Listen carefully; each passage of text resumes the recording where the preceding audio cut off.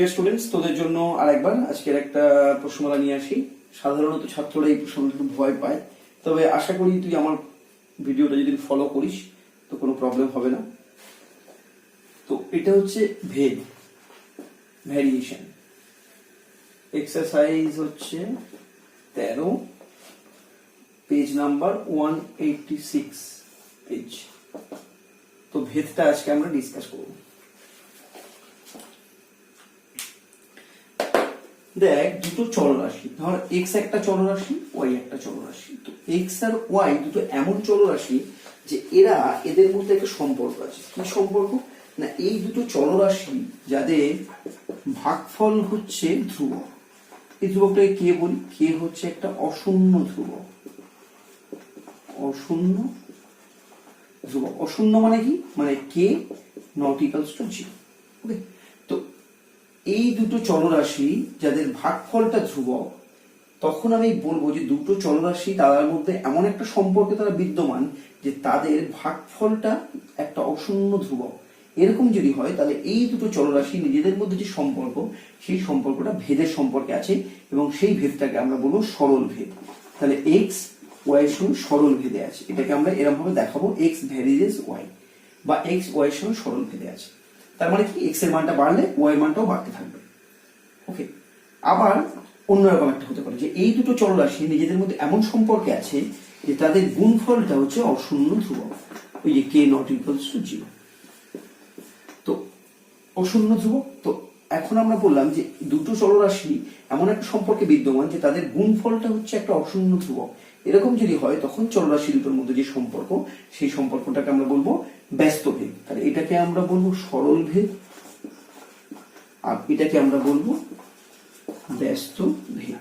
সেখানে আমি লিখবো কি, এক্স ভ্যারিজেস 1/y। তার মানে একটা রাশির মান বাড়লে আর একটা রাশির মান অনুরূপভাবে কমতে থাকবে। ওকে, এবার আরো একটা সম্পর্ক আছে, তৃতীয় একটা রাশি। ধর এক্স একটা রাশি, এক্স একটা রাশি যেটা ধর এক্স ওয়াই জেড তিনটে এমন রাশি আছে, চলরাশি। তো এক্স একটা রাশি যেটা ওয়াই এর সাথে ভ্যারি করবে, আবার মানে এক্স ভ্যারিজেস ওয়াই যখন জেডটা স্থির। আবার এক্স এই রাশিটা যখন ভ্যারি করবে জেড এর সাথে, তখন ওয়াইটা স্থির। তাহলে এক্স একবার এক্সটা ওয়াই এর সঙ্গে ভ্যারি করছে যখন জেডটা স্থির, আবার ওই এক্সটা জেড এর সাথেও ভ্যারি করছে সরল ভেদে, তখন ওয়াইটা স্থির। তাহলে এই দুটো থেকে আমরা বলতে পারি না, বলতে পারি এক্স ভ্যারিজেস ওয়াই জেড যখন এক্স ওয়াই জেড তিনটেই পরিবর্তনশীল। এটা যদি হয় তাহলে আমরা এই সূত্রটাকে বলবো যৌগিক ভেদে আছে, যৌগিক ভেদের উপপাদ্য। এক্স ভ্যারিজেস ওয়াই জেড, এটাকে আমরা যৌগিক ভেদের উপপাদ্য বলে বিবৃতি করব। ওকে, তাহলে দুটো রাশির ভাগফল ধ্রুবক, দুটো রাশির গুণফল ধ্রুবক, আর তিনটে রাশির মধ্যে একটা রাশি দুটোর গুণফলের সঙ্গে সমানুপাতিক। তো এই যে যৌগিক ভেদ, এটা সরল ভেদ, এটা ব্যস্ত ভেদ। এবার আমরা প্রশ্নমালা যাই।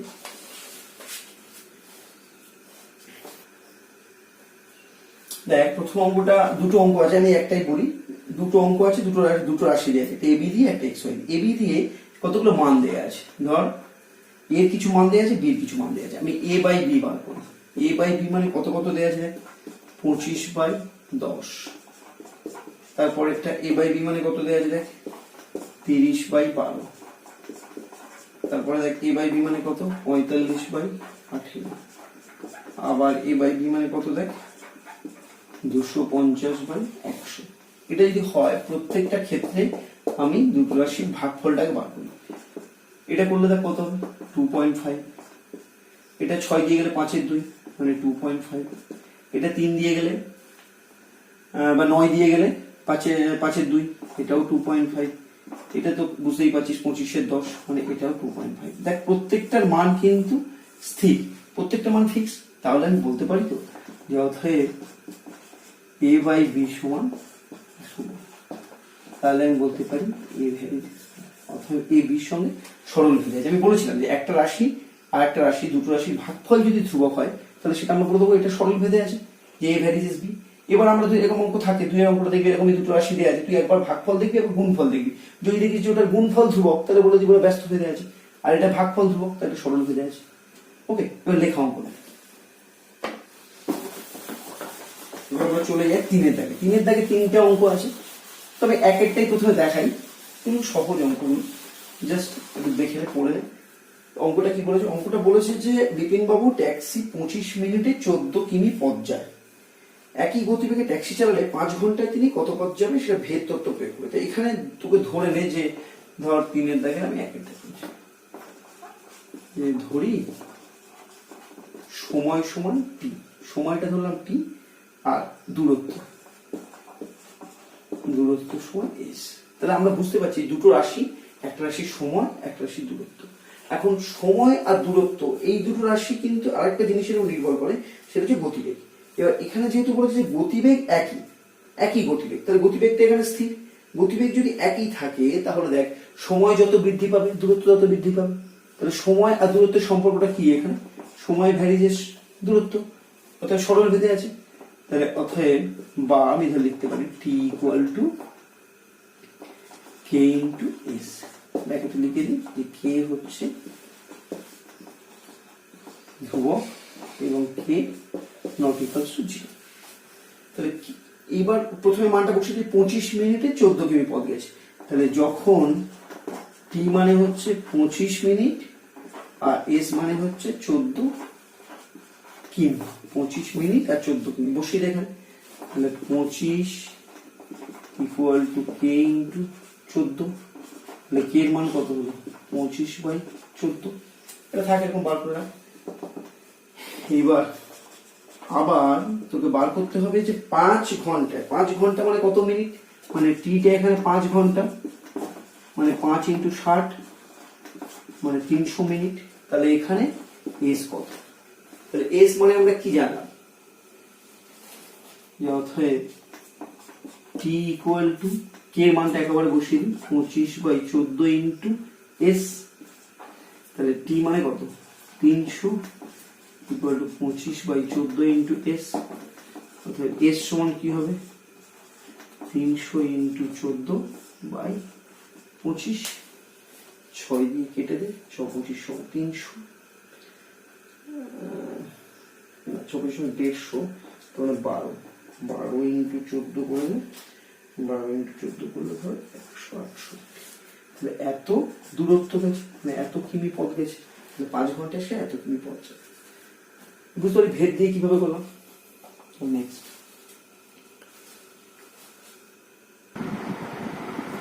তো 4-এর দাগে, এবার আমরা 4-এর দাগে করবো। 4-এর দাগে 3টে অঙ্ক আছে, 1 2 3। তো 4-এর দাগে 3টে অঙ্কের মধ্যে আমি একটাই করাই, সবগুলো একই রকম। তো 4-এর দাগে 3টা করাই, কারণ ওটা 3টে রাশি দিয়ে দেয়া আছে, এক একটা দাগে 2টো রাশি দেয়া আছে। 3-এরটা বলেছে যে এক্স ওয়াই এর সঙ্গে সরল ভেদে এবং জেড এর সঙ্গে ব্যস্ত ভেদে। বাহ, তাহলে এক্স ওয়াই এর সঙ্গে সরল ভেদে, আবার এক্স জেড এর সাথে ব্যস্ত ভেদে, মানে এক্স ভ্যারিজেস 1/z। তাহলে এই দুটো থেকে আমি কি লিখতে পারি? যখন এক্স ভ্যারিজেস জেড তখন জেড স্থির, আবার যখন এক্স ভ্যারিজেস 1/z তখন ওয়াই স্থির। তাহলে এই দুটো যৌগিক ভেদের সূত্র থেকে আমি লিখতে পারি না যে এক্স ভ্যারিজেস y/z যখন এক্স ওয়াই জেড তিনটি পরিবর্তনশীল, তাহলে x ইকুয়াল টু কি হলো? k into y/z।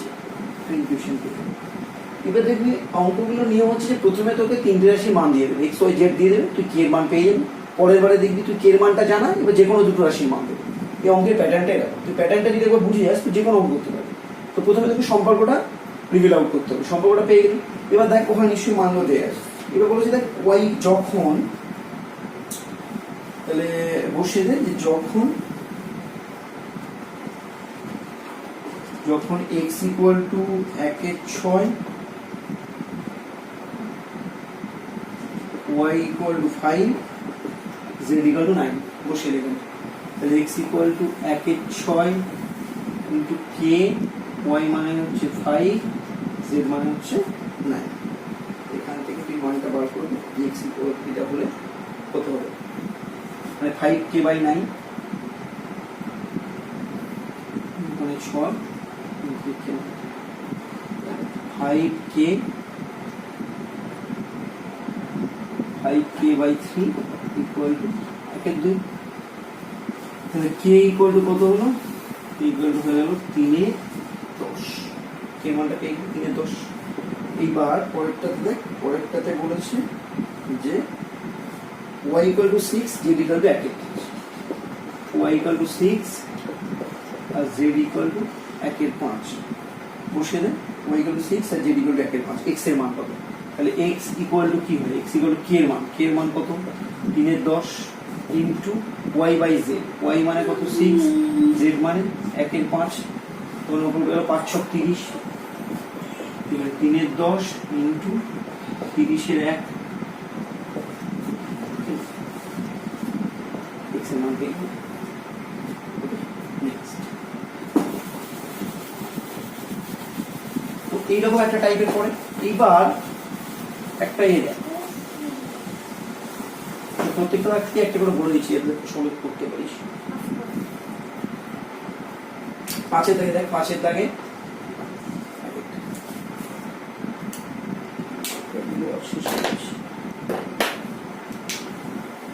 একটা অঙ্কটা বলছে যে x ভ্যারিজেস y দেয়া আছে, তোকে প্রমাণ করতে হবে x plus y varies x minus y। তাহলে x ভ্যারিজেস y, তাহলে আমি বলতে পারি যে x equal to k into y, bracket হচ্ছে k অশূন্য তাহলে x by y equal to k,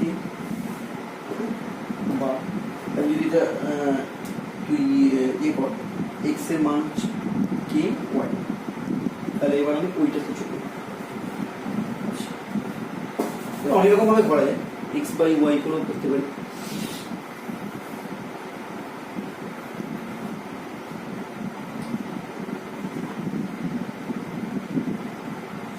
x by y করে যেরকম করছি, x বাই y গেল কি? তাহলে এবার যোগফল প্রক্রিয়া করি। যোগফল প্রক্রিয়া কি লিখতে পারি? x প্লাস y আপন x minus y, k plus 1 আপন k মাইনাস 1। তাহলে দেখ x প্লাস y আপন x minus y equal two ধ্রুবক, কেননা k তো ধ্রুবক। k যদি ধ্রুবক হয় k প্লাস 1 ধ্রুবক, তাহলে বলতে পারি x plus y x minus y। দুটো রাশি ভাগফল, ভাগফল ধ্রুবক, ভাগফল ধ্রুবক মানে তার সবই হয়ে যাচ্ছে। ওকে, ঠিক 5 থেকে পরপর দুটো অঙ্ক একই রকমই নিজেরা করতে পারবি, ঠিক আছে? ওই 6 থেকে তোকে একটা অঙ্ক দেবো। ওকে, প্যাটার্নটা একটু বোঝার চেষ্টা কর। অঙ্কগুলোর মধ্যে কিচ্ছু নেই, তুই একটা ধ্রুবক ধরবি, তো শুধু টার্গেট হচ্ছে দুটো রাশির ভাগফলকে ধ্রুবক করবি, আইদার গুণফলকে ধ্রুবক করবি। 6 থেকে অঙ্কগুলো দেখ তো কি প্রোভাইডেড, তো দেয়া আছে যে x প্লাসটা 6 থেকে এক একটাই করতে পারে, x plus y varies x minus y, এটা দেয়া আছে। তোকে প্রমাণ করতে হবে যে x square plus y square এটা x এর সাথে ওটা আমি সব পড়েছি। তো তুই এটা কেমন করবি? x plus y by x minus y করবি কি? ব্র্যাকেট ওটা লিখে দিবি সবসময়, কিন্তু কি হচ্ছে অশূন্য ধ্রুবক। তাহলে এটা যদি করিস, এবার দুদিকে এ করে বর্গ করে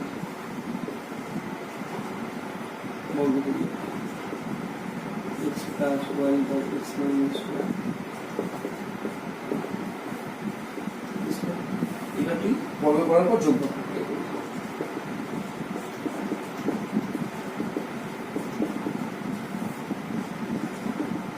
লব যুক্ত হওয়া, লব বিয়োগ হওয়া, স্কয়ার প্লাস তাহলে b plus b whole square plus a minus b whole square, এই সূত্রটা এই যে 2 into a square plus b square, 2 into a square plus b square, এটা করে দিই সমান। এটা কি বলবো? এটা ধ্রুবক, তাহলে কালে কত 2, তার মানে x square plus y square, এই দুটোর দিকে গুণ হয়ে যদি যায় সেটাও ধ্রুবক। তাহলে x square by y square upon xy সেটাও ধ্রুবক হবে। কারণ এখানে 2 ছিল, সেই 2টার সাথে কোনো ধ্রুবকের সাথে যদি গুণ হলে সেটা ধ্রুবক হবে, তাহলে আমি ভাবতে পারি ওকে। নেক্সট 7 থেকে দুটো অঙ্ক আছে, 7 থেকে একটা দেখেন। 7 থেকে একটা হচ্ছে a square plus b square varies as a। যদি a b সমান হয় তাহলে তোকে প্রমাণ করতে হবে a প্লাস b এটা ভ্যারিজেস a মাইনাস কি হবে, এটাকে ধরে আমি লিখতে পারি তো a square plus b square equal to k into a b। ব্র্যাকেটে লিখে দিই, k হচ্ছে অশূন্য বা এরকম লিখতে পারি, দেখ a square plus b square k by 2 into 2a বা a square plus b square by 2a। k by k যদি ধ্রুবক হয়, k বাই 2 ও ধ্রুবক, k বাই 2 টা আমি নাম দিলাম k1 ইকুয়াল টু k1 দিলাম। তাহলে এটাকে যদি আমি এবার যোগভাগ প্রক্রিয়া করি, a square plus 2ab plus b square a square minus 2ab plus b square equal to k1 plus 1 k1 minus 1। এটা ব্যাকটা লিখে দিই যোগভাগ। তাহলে এটা সমান কি লিখতে পারি, a plus whole square minus whole square k1 plus 1 by k1 minus 1। তাহলে a plus b by a minus b সমান কি হবে, দুটো ভাগ k1 plus 1 upon k1 minus 1। তাহলে k যদি ধ্রুবক হয়, k1 ধ্রুবক হয়, তাহলে this portion will be constant, তাহলে এই পোরশনটাও ধ্রুবক হবে।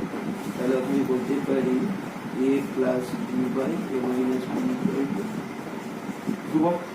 তাহলে a plus b দেখো ওকে।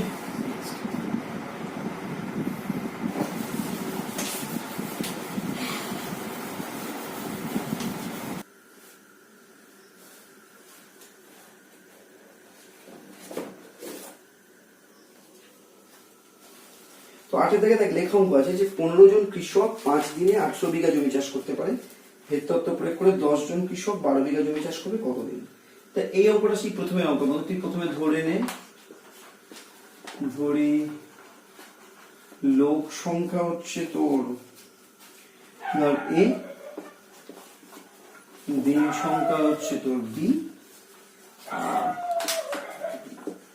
জমির পরিমাণ ধর c। তো এরকম যদি 3টে রাশি হয়, তুই 3টে রাশি ধরেছিস a b c। এবার আমরা কি জানি যে কৃষকের সংখ্যা যত বাড়বে তত বেশি জমি চাষ হবে, মানে a ভ্যারিজেস c যখন হচ্ছে b ধ্রুবক, দিনটা ফিক্সড। আবার আমি কি জানবো যে কৃষকের সংখ্যা যত বাড়বে আমার দিনের সঙ্গে সম্পর্কটা হচ্ছে ব্যস্তানুপাতিক যখন c ধ্রুবক। ওকে, তাহলে একবার a বলছি সির সাথে সরল ভেদে, আবার a 1 বির সাথে ব্যস্ত ভেদে। তাহলে এই দুটো থেকে যৌগিক ভেদ উপপাদ্য অনুযায়ী আমি কি জানি, a varies c by b বা a equal to k into c by b। আমি তোকে বলেছিলাম যে প্রথমে তোকে ইকুয়েশনটাকে রিভেল আউট করতে হবে, ইকুয়েশনটা তুই পেয়ে গেছিস, এবার জাস্ট তুই মানটা বসিয়ে দে যে কোনটা কত। তুই দেখে নে যে এখানে তোকে বলেছে লোক সংখ্যা বলেছে 15, মানে a মানে হচ্ছে 15, দিন সংখ্যা হচ্ছে 5, জমির পরিমাণ 18। এখানে বসিয়ে 15 ইকুয়াল টু k ইন্টু 18/5। তাহলে k ইকুয়াল টু কত হলো, 3 দিয়ে কাটলে 3 5 15, 3 6 18। ওকে, k ইকুয়াল টু 5 5 25 6, 25 6 k এর মান পেয়ে গেলি। এবার k এর মানটা তুই পুট করে দে, বাকি দুটো রাশির মান বার কর। এবার বলেছে যে k এর মান 18/5, 25 6। এবার তুই বলেছে যে a ইকুয়াল টু যখন হবে 10, c ইকুয়াল টু হবে 12, মানে জমির পরিমাণটা 12, তখন তুই বার করবি তোর b টা কত। বিটা কত। তাহলে আমরা এখান থেকে কি পেয়েছি, তাহলে এটা কত 10, কে এর মান কত 25/6 C by B into C মানে কত 12 বাই বি, তাহলে 6 দুগুণে 12 50 বি। তাহলে বি ইকুয়াল টু কি হবে 50/10/5। তাহলে অতএব তোর দিন লাগবে 5 দিন। তাহলে ওই 10 জন কৃষক 12 বিঘা জমি চাষ করবে 5 দিন। তুই এই অঙ্কটাকে ভেদ তত্ত্ব দিয়ে বের কর। দুটো অঙ্কই খুব, এখানে দুটো অঙ্ক খুব ইম্পর্টেন্ট। একটা হচ্ছে 9, 10। আমি 9 অঙ্কটা বলি ফার্স্ট। দেখ 9 অঙ্কটা বলেছে একটা গোলকের আয়তন গোলকের ব্যাসার্ধের ত্রিঘাতের সঙ্গে সরল ভেদে আছে। ব্যাসার্ধের ত্রিঘাতের সঙ্গে সরল ভেদে আছে। এবার 3টে দৈর্ঘ্য দেওয়া আছে, ব্যাসার্ধ গোলক বানিয়েছে, নতুন গোলকের ব্যাসার্ধ কত নির্ণয় করেছে। তাহলে প্রথমে তুই ধরে নে যে গোলকের ব্যাসার্ধ হচ্ছে, ধরি ব্যাসার্ধ r মিটার, আয়তন হচ্ছে v ঘন মিটার। তাই যদি হয় সম্পর্কটা তাহলে কি হবে যে ওর আয়তন ব্যাসার্ধের ত্রিঘাতের সঙ্গে সরল ভেদে আছে। v varies r cube. এখান থেকে তুই কি পাবি v equal to k into r cube, ব্র্যাকেটে k হচ্ছে অশূন্য ধ্রুবক। তাহলে এই সমীকরণটা কিন্তু বার করতে হবে। এইবার তাহলে যখন r এর 3টে মান দেওয়া আছে, যখন r equal two 0 1 2 2 1 2 1 3 2, r equal to 2 আর r ইকুয়াল টু 2 0 1 2 5 2, এই তিনটে তুই বসা, তখন তুই আয়তন কত বসবে। এটা ব্যাস, এগুলো হচ্ছে ব্যাস। তাহলে মানে এগুলো হচ্ছে 2r। তাহলে r ইকুয়াল টু হবে এইটা বাই 2, মানে 1 এর 2 দিয়ে গুণ করে দেব। তার মানে এটা হয়ে গেল 3 এর 4, এটা হয়ে গেল 1, এটা হয়ে গেল 5 এর 4। এই r গুলো পেয়ে গেছি। এবার আমি এখানে বসাবো। অতএব প্রথম ক্ষেত্রে আয়তন কত, প্রথম ক্ষেত্রে আয়তন হবে k ইন্টু 3 এর 4 কি তো ঘন মিটার। দ্বিতীয় ক্ষেত্রে আয়তন হবে k ইন্টু 1 এর কি এত ঘন মিটার। তৃতীয় ক্ষেত্রে আয়তন হবে k ইন্টু 5 এর 4 কি এত ঘন মিটার। তো এই তিনটে আয়তন যদি যোগ করি তাহলে আমি বড় গোলকের আয়তন পাবো। তাহলে আমি প্রথমে নতুন গোলকের ব্যাসার্ধ হলো ক্যাপিটাল R। তাহলে নতুন গোলকের আয়তন v ইকুয়াল টু কত হবে k ইনটু r কিউব। এটা নতুন গোলকের আয়তন হবে। এইবার শর্তানুসারে কি হবে, এই আয়তনটা এই আয়তনগুলো সমান। অর্থাৎ k ইনটু r কিউব সমান সমান, এখানে k যদি একেবারে কমন নিয়ে নিই, এটা লিখে দিই 27/64 প্লাস 1 প্লাস 125/64। ওকে, কে কেটে গেল, আর কিউ ইকুয়াল টু 64 লসাগু। এখানে 64 লসাগু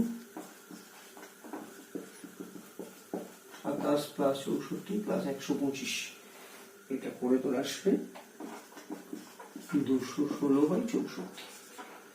আর ইকুয়াল টু হবে 6/4 ব্যাসার্ধ সমান 3 এর 2। ব্যাস কত 2 ইন্টু 3 এর 2 3 মিটার। ওকে, এই অঙ্কটা অনেকবার আসে। তাই এটা আরেকটা ইম্পর্টেন্ট অঙ্ক। এখানে বলেছে যে y দুটি চলের সমষ্টি, যার একটা x চলের সঙ্গে সরল ভেদে, অন্যটি x চলের সঙ্গে ব্যস্ত ভেদে আছে। তাহলে আমি প্রথমে ধরে নিই, ধর y ইকুয়াল টু, আমি ধরলাম p প্লাস q। y দুটো চলের সমষ্টি ধরেছি। এইবার যেখানে কি দেয়া আছে যে p, এইটা দেয়া আছে তোমার x এর সঙ্গে সমানুপাতিক। তাহলে p ইকুয়াল টু কি হবে k1x। k1 হচ্ছে, এটা হচ্ছে অশূন্য ধ্রুবক। তাহলে p ইকুয়াল টু k1x, আবার q ভ্যারিয়েস 1/x, তাহলে q ইকুয়াল টু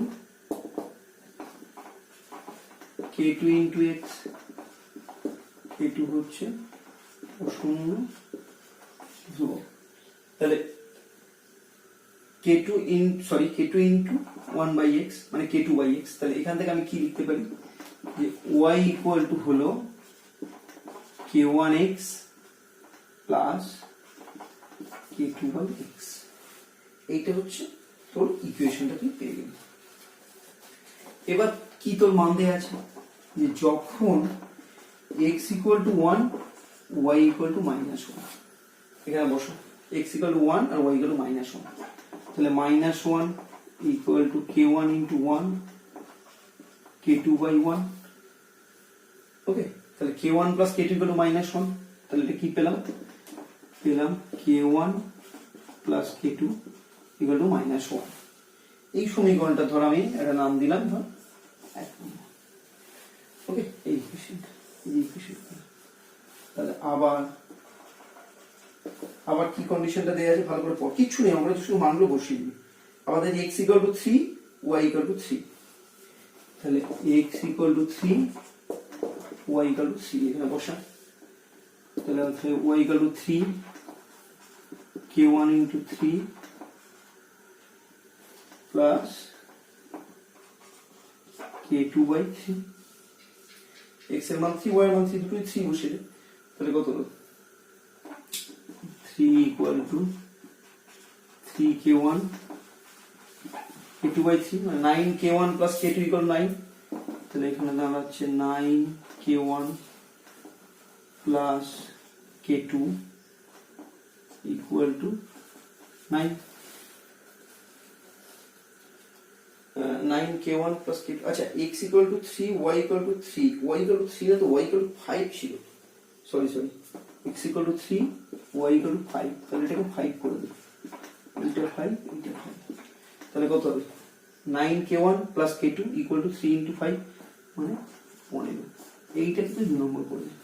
এবার এই ইকুয়েশনটা থেকে এই ইকুয়েশনটা সমাধান করবি, k1 k2 মান পেয়ে যাবি। এই বুঝতেই পারছিস, এটা যদি এটা মাইনাস করে দিস তাহলে k2 k2 মাইনাস হয়ে যাবে, 9k1 থেকে k1 মানে 8k1 ইকুয়াল টু 15 মাইনাস -1 মানে 16, মানে তুই যদি এরকম লিখিস 2 - 1 করে পাই, তাহলে অ্যাকচুয়ালি দেখ k2 k2 কেটে যাচ্ছে, 9k1 থেকে k1 মানে 8k1 equal to 16, k1 equal to 2, k1 equal to 2 পেলি, তাহলে এবার k2 k2 এর মান কত হবে বসিয়ে দে, k1 এর মান যদি 2 পাস, k1 পেয়ে গেলি 2, তাহলে k2 এর মান কত হবে 2 প্লাস 1, k2 এর মান হবে এখানে যে কোনো একটাতে বসিয়ে দে, যে k2 ইকুয়াল টু কত হবে, k2 ইকুয়াল টু হবে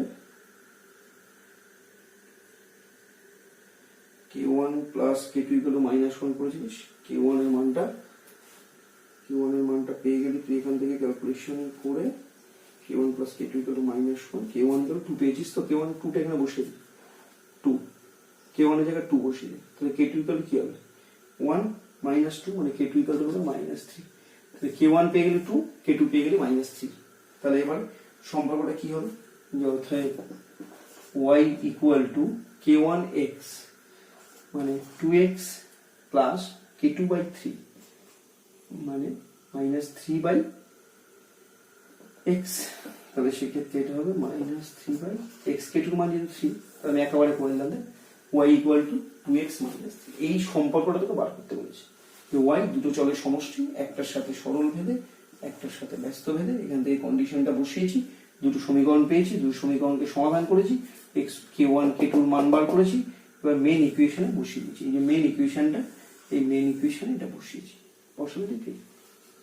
ওকে। দেখ আর বেশি করাবো না, আর একটা করাই, এটাতে করার পর তোরা নিশ্চয়ই বাকিগুলো পারবি, যদি না হয় পরে দেখা যাবে। 13 নম্বর পড়া দেখ, 13 নম্বর মাঝে আসে, বলছে একটা চোঙের আয়তন তার ভূমির ব্যাসার্ধের বর্গের সঙ্গে এবং উচ্চতার সঙ্গে যৌগিক হয়ে যাচ্ছে। আচ্ছা, দুটি চোঙের ভূমির ব্যাসার্ধের অনুপাত দেওয়া আছে, উচ্চতার অনুপাত দেওয়া আছে, আয়তনের অনুপাত। তাহলে প্রথমে তুই ধরে নে যে চোঙের আয়তন ধরি, আয়তন ধরে নে ভি, ব্যাসার্ধ ধরে নে আর,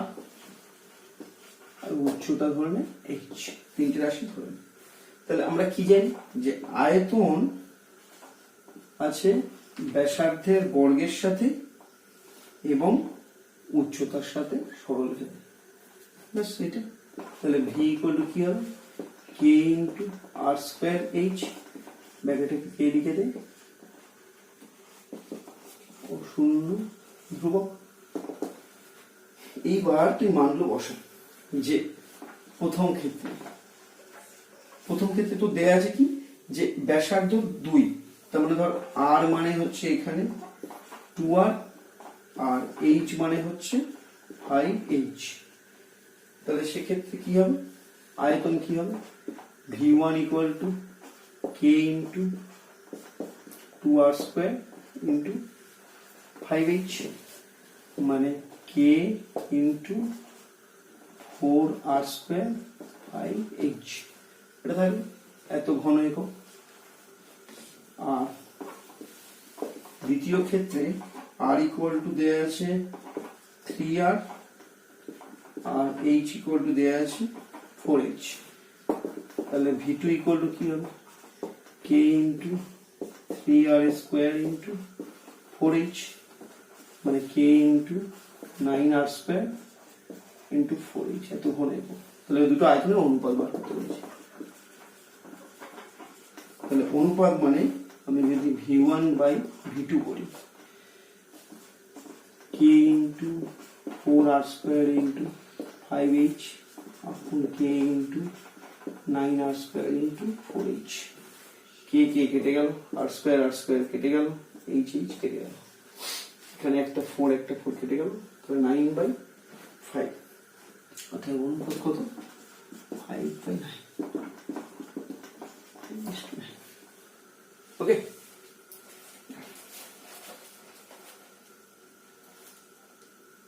টেস্ট পেপারের পরে দেখিয়েছি আমি অনেকবার, আমরা ভালো দেখ যেটা গোলকের আয়তন তার ব্যাসার্ধের ত্রিঘাতের সঙ্গে সরলভেদে পরিবর্তিত হয়, আর গোলকের পৃষ্ঠতলের ক্ষেত্রফল তার ব্যাসার্ধের বর্গের সঙ্গে সরলভেদে পরিবর্তিত হয়। ঠিক আছে, তাহলে তুই প্রথমে ধরে নে যে ধরি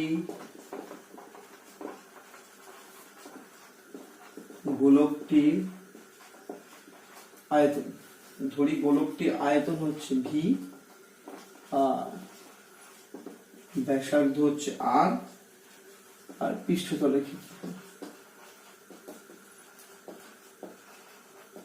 ক্ষেত্রফল হচ্ছে s। এই তিনটে রাশি তুই ধরে নে। এবার তো দেয়া আছে কি এই গোলকের আয়তন তার ব্যাসার্ধের ত্রিঘাতের সঙ্গে সরলভেদে আছে, আর পৃষ্ঠতলের ক্ষেত্রফল তার ব্যাসার্ধের বর্গের সঙ্গে সরলভেদে আছে। এই দুটো কন্ডিশন দেয়া আছে। তাহলে এখান থেকে আমি বলতে পারি না v ইকুয়াল টু ধরে নেন ধর m ইন্টু আর কিউ, ব্র্যাকেটে m হচ্ছে শূন্য ধ্রুবক। তাহলে এখান থেকে যদি আমি মানটা বার করি যে আর কিউ ইকুয়াল টু কি হলো, V by M, R cube equal to V by M. তাহলে আর ইকুয়াল টু কি হলো, V by M to the power 1/3। এবার এখান থেকে বার কর যে এস ইকুয়াল টু, তার এন ধরলাম, ওটা এন ধরেছি যেহেতু এন আর এন হচ্ছে শূন্য ধ্রুবক। তাহলে S equal to N R square. তাহলে এখান থেকে আর স্কোয়ার ইকুয়াল টু কি হবে, দরকার নেই, এখানে আমি এবার ডাইরেক্ট মানটা বসিয়ে দেবো। ধর S equal to N R square. তাহলে এখানে যদি মানটা বসাই যে S equal to N into R square V by M to the power এক একটি তার স্কোয়ার, তখন কি না N into V by M to the power 2 S equal to, তাহলে S equal to V by M to the power. এইবার তুই এইখান থেকে ভি স্কোয়ারের জায়গায় চলে আয়, যে আমি এইখান থেকে কি করে পাবো। এবার আমি উভয় দিকে যদি ঘন করে দিই, এটাকে কিউব করে দিই, দুদিকে কিউব করে দিই, তাহলে এটা কি হবে, এস কিউব ইকুয়াল টু এটা কি হবে এন কিউব, আর এই পুরো জিনিসটাকে যদি কিউব করে দিই তাহলে হয়ে যাবে আমার হচ্ছে এই পুরো জিনিসটাকে কিউব, তাহলে এখানে এন কিউব করে দিয়েছি, এটা কিউব করলে কিউব কিউব কেটে যাবে, তাহলে তুই দাঁড়াবি হচ্ছে V square by N square. Okay, তাহলে ভি স্কোয়ার ইকুয়াল টু কি, ভি স্কোয়ার ইকুয়াল টু হলো S cube M square by N cube. এইবার দেখ এই যে এম আর এন, এমটা এখানে ধ্রুবক ছিল, এখানে এনটা ধ্রুবক, তাহলে এম বাই এন এই পুরো জিনিসটা ধ্রুবক হবে। এটা যদি ধ্রুবক হয় তাহলে আমি বলতে পারি যে V square varies as S cube, অর্থাৎ আয়তনের স্কোয়ার পৃষ্ঠতলের ক্ষেত্রফলের মানে পৃষ্ঠতলের ঘনফলের সঙ্গে সরল ভেজে আছে, এটাই আমাকে ওরা বলেছিল প্রমাণ করতে। ওকে, আশা করি প্রশ্নটা বুঝতে পারবি। ওকে, বাই।